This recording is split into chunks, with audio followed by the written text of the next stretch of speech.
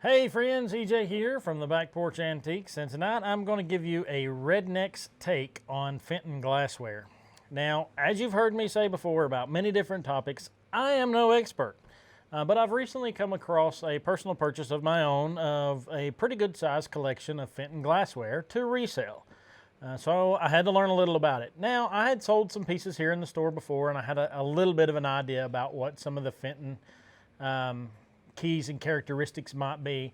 But if you really want to learn something, then you kind of got to just jump in the water. So here's what we did. I found a good buy and jumped in the water. And it's a topic that's heavy. It's a topic that you can study about for years, and there are lots and lots of experts. But again, as in EJ Back Porch fashion, I just want to kind of give you a little bit of a survey and a little bit of an over-the-top glimpse at Fenton Glassware and how you can market it for a profit. We do offer Fenton Glassware as a collectible here at the Back Porch Antiques. Some of it's pretty modern. Some of it dates way back when. If you remember a few videos ago, we talked about some other glassware, some Westmoreland and things like that, and you'll notice that they had dated back to the late 19th century.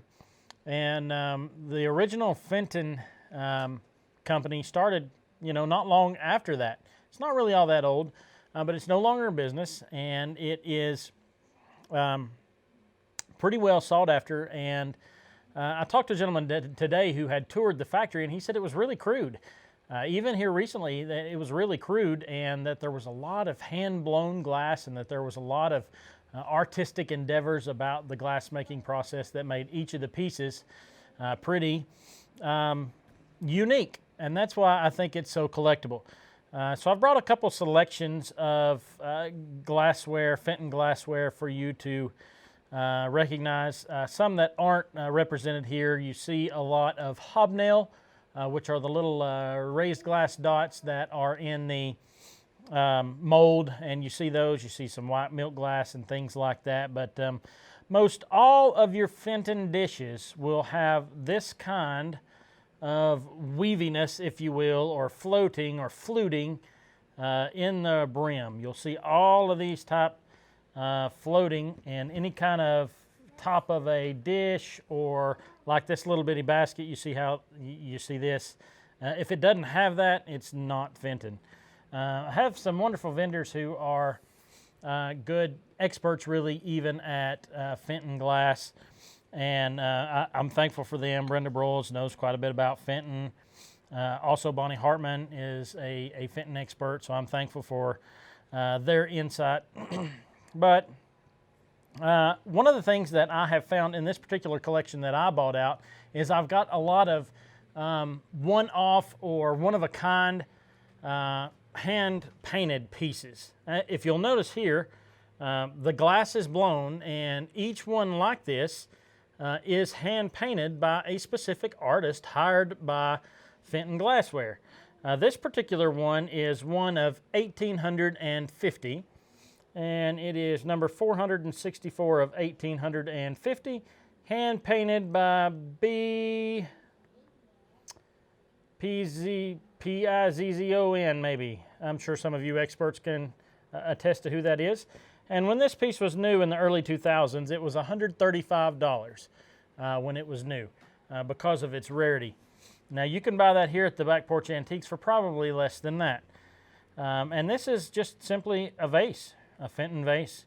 Another style that's pretty popular is when you have pieces that are brought together, as is the case with this particular couple of pieces.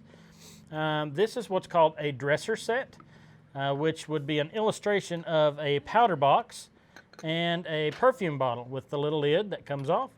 These two are numbered pieces. This is number 425 of 1250. This piece right here, I'd like to show you just a little bit closer attention. This is an older piece, and you can tell by how crudely the seams are put together. Now, I don't know exactly how old that is. Again, I'm no expert, but I know that is much newer than some of these pieces. Not necessarily any less or more collectible, it's just older because the process of refining the bottom of these glasses hadn't been, I guess, perfected yet. And that's why it's a little bit older. This is called Oak Leaf and Acorn, a Fenton piece. Now before I get to these, I want to highlight this style just a little bit. There's a big collectorship of mini baskets, and we've got several of these. Also, I'd like to note to you here that Fenton is often marked with the company logo on the bottom. Now, it can be a Fenton piece and not be marked, but it cannot be a Fenton copy and be marked, if that makes sense. So there are Fenton pieces that don't have the logo, but there aren't any copies of Fenton that do have the logo. So that's a pretty good piece. Now, there may be some fakes that I don't know about that try to reuse that logo, but if you're looking for real good Fenton pieces, look for that, or this Fenton sticker.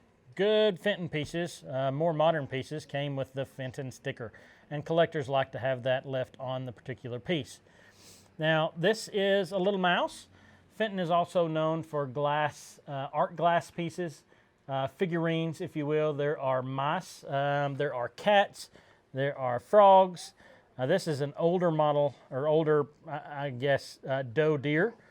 This is a bird. That's a style that they use. A bear, you see some bears. Here's a not so popular one, or a not so plentiful one, rather, and that's a butterfly. And there's all kinds of figurines. Some people collect all figurines. Some people collect just one. Some people collect a color. And it's interesting and fun to watch what it is specifically that people collect. And I'm glad to help them on their endeavors of looking for their specific collections. Now, there is a style of Fenton Glassware called Burmese, and it looks like this, and this, and this. And when you put a black light to it, it looks like this. It has enough uranium in it to make it glow, which is really cool. And I'm not sure that that's necessarily why it's collected, because I see a lot of people display these pieces without your ultraviolet light. But this is an advantage of that. And these particular pieces are more valuable because of their opaque look and process. This particular piece sold new for $189. It is a numbered piece in 2007, signed by Shelley Fenton, Nancy Fenton, or at least in that style.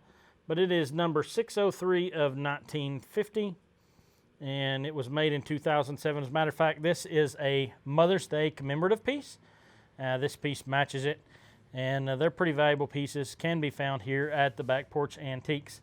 So again, there's thousands and thousands of pieces of knowledge that one could acquire about collecting Fenton glass. You've got hobnail Fenton, you've got Fenton baskets, you've got Fenton top hats, you've got Fenton shoes, you've got Fenton dogs and cats, and all kinds of particular areas of collectorship in Fenton glass.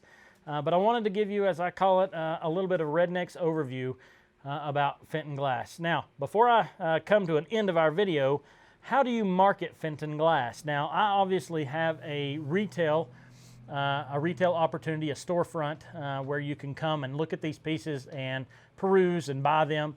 But there's also a wonderful Fenton market on eBay. So if you are a reseller and not just a collector, check out that eBay market. Of course, as always, be careful, pay close attention to the fees that eBay charges, and then there may be some room for you there. As a matter of fact, I've already sold 3 pieces just today on eBay. So if you are a Fenton collector, swing by the Back Porch Antiques and check out what it is that we've got. I'm not the only vendor at the Back Porch with Fenton. We have, again, Miss Bonnie has some Fenton, Miss Brenda has some Fenton. We've got several other vendors who have Fenton, Judy Lehman, some good pieces scattered throughout our store, along with many other pretty cool pieces. So again, a Redneck's overview on Fenton glass. I hope you enjoyed.